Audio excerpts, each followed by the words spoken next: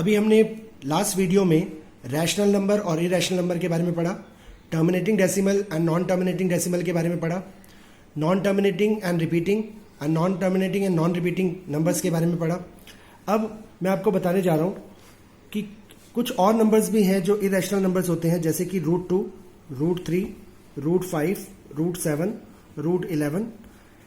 Under root में अगर prime numbers आएगा, अंडर रूट में प्राइम नंबर अगर आएगा तो ये इरेशनल होते हैं इनके आंसर। मतलब अगर इनका स्क्वायर रूट निकाला जाएगा तो इनके स्क्वायर रूट का जो आंसर होता है वो एक non terminating and non repeating number होता है।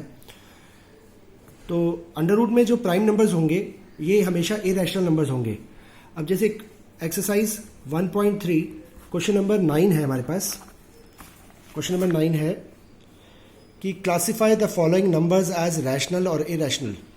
हमें बताना है कि ये जो नीचे नंबर्स दिए गए हैं ये रैशनल है या इरेशनल है। फर्स्ट पार्ट है √23। First part √23। क्यों 23 जो है? क्योंकि 23 जो है एक प्राइम नंबर है। तो अगर ये प्राइम नंबर है और प्राइम नंबर का जो स्क्वायर रूट होगा वो हमेशा इरेशनल होगा। ये बात याद रखिए आप। तो ये इरेशनल नंबर है, it is an irrational number. तो हमें रैशनल या इरेशनल लिखना है। नाउ सेकेंड पार्ट में है हमारे पास √225। √225 अगर 225 का स्क्वायर रूट आप निकालें, स्क्वायर रूट आप लॉन्ग डिवीजन मेथड से भी निकाल सकते हैं और आप चाहें तो प्राइम फैक्टराइजेशन मेथड से भी निकाल सकते हैं। तो इसका स्क्वायर रूट मुझे लगता है कि सब बच्चों को आता होगा, क्लास 8 में आप सीख चुके हैं। इसका स्क्वायर रूट आएगा 15, क्योंकि 15 को 15 से करेंगे तो 225 आएगा। तो 15 जो है एक रैशनल नंबर है। क्यों? क्योंकि ये p/q फॉर्म में लिखा जा सकता है, इसे 15/1 मान सकते हैं। तो ये एक रैशनल है। और ये 225 प्राइम नंबर नहीं है। क्यों? क्योंकि ये 5 से डिवाइड हो जाता है 225। तो ये बात याद रखिए, प्राइम नंबर का स्क्वायर रूट इरेशनल होगा और ये प्राइम नंबर नहीं है 225 5 से डिवाइड हो रहा है। जो नंबर किसी से डिवाइड हो जाए वो प्राइम नहीं होता।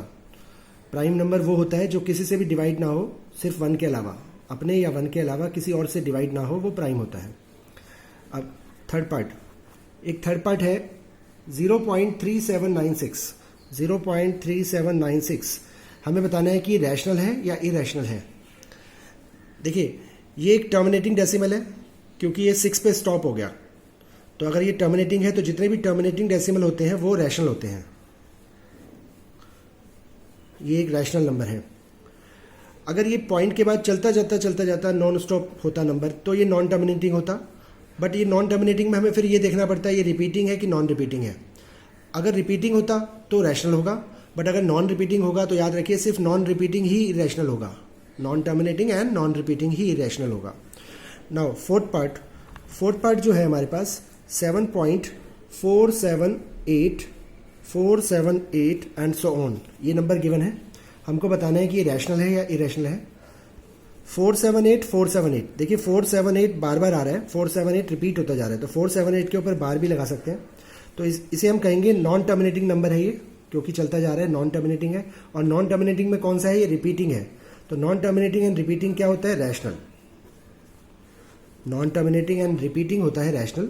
अगर नॉन टर्मिनेटिंग नॉन रिपीटिंग होता तो इरेशनल होता।